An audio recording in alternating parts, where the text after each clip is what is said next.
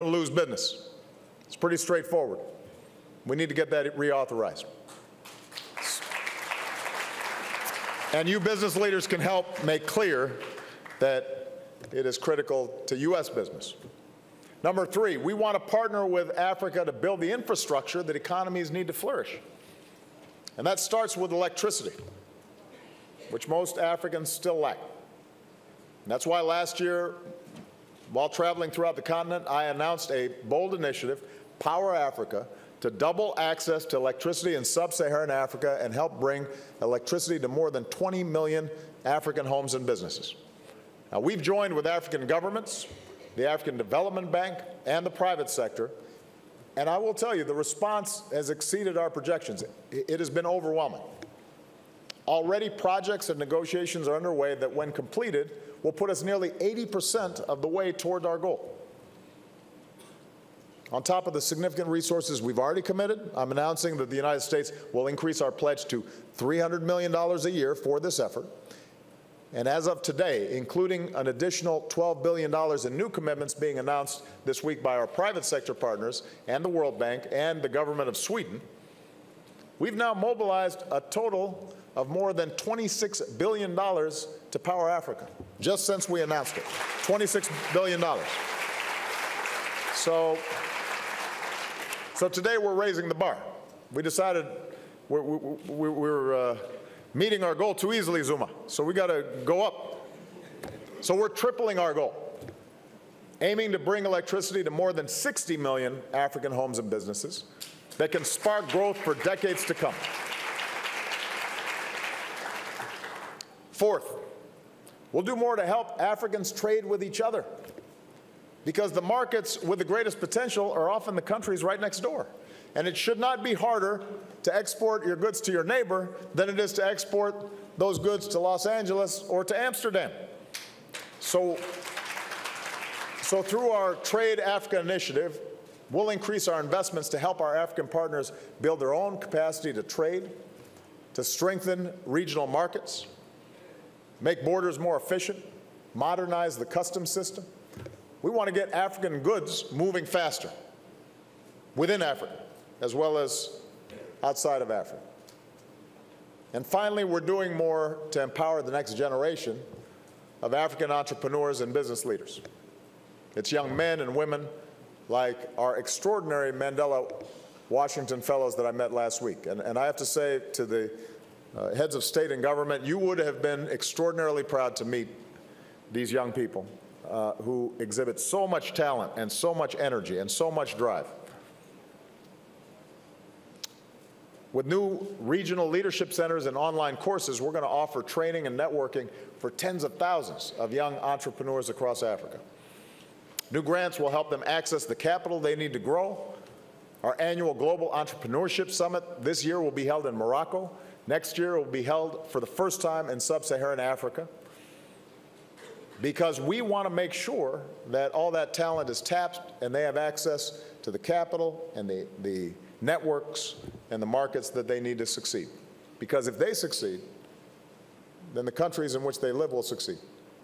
They'll create jobs, they'll create growth, they'll create opportunity. So the bottom line is the United States is making a major and long-term investment in Africa's progress. And taken together, the new commitments I've described today across our government and by our many partners total some $33 billion. And that will support development across Africa and jobs here in the United States. Include up to tens of thousands of American jobs are supported every time we expand trade with Africa. As critical as all these investments are, the key to unlocking the next era of African growth is not going to be here in the United States. It's going to be in Africa. And so during this week's summit, we'll be discussing a whole range of areas where we're going to have to work together. Areas that are important in their own right, but which are also essential to Africa's growth. Capital is one thing. Development programs and projects are one thing. But rule of law, regulatory reform, good governance, those things matter even more, because people should be able to start a business and ship their goods without having to pay a bribe or hire somebody's cousin.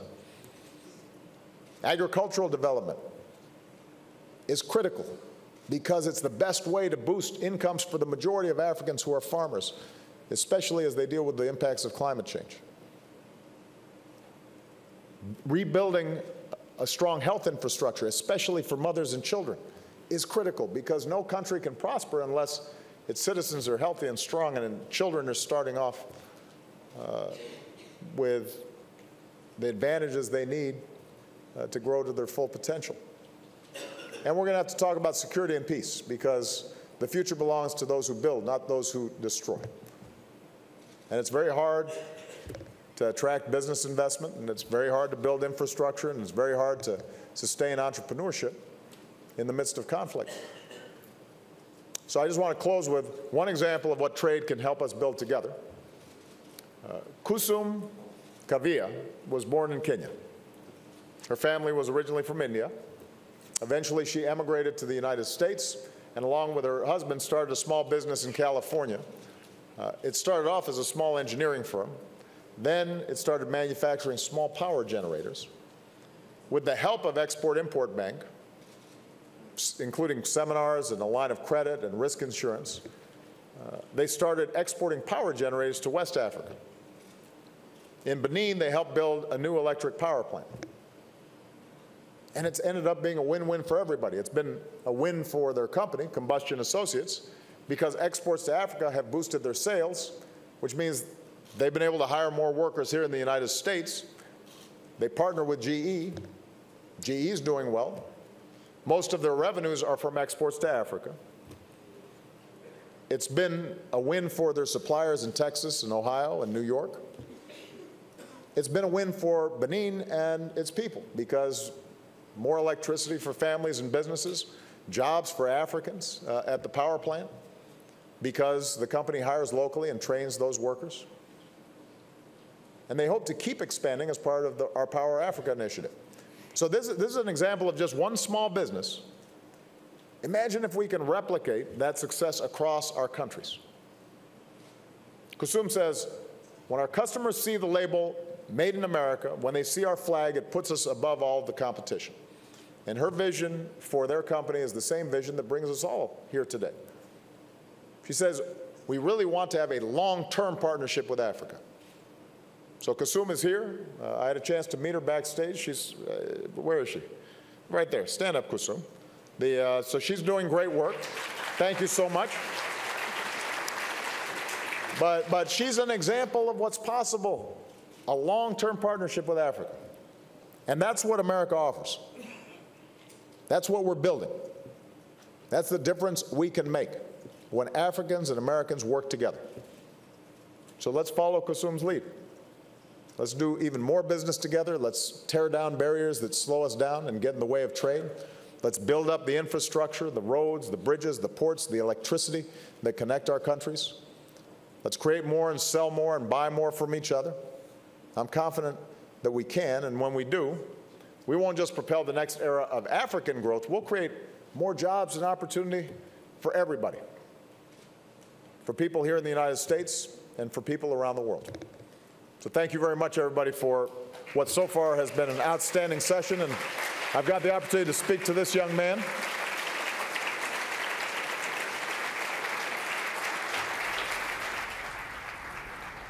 President of the United States there speaking to the U.S.-Africa Business Forum. He's now going to answer some questions, apparently, from some of the members there.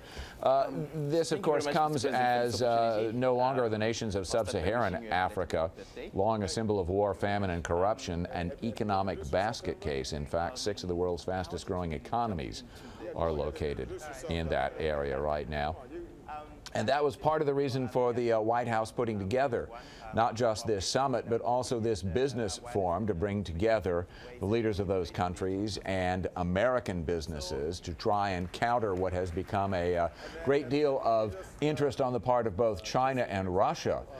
Is Africa the sphere of influence? The President and the White House very much wanting U.S. involved in that as well, with all those growing economies. With higher oil prices, richer consumers, and sounder governments, a lot of the economic promise of Africa that is being showcased this week is dependent on U.S. investment. And you heard the president tick off some of those American companies that have become involved there. Live coverage for you here on News Channel 8 about 20 minutes before 4 o'clock. We'll step away for just a bit. We're back with more news and a check of the forecast right after this.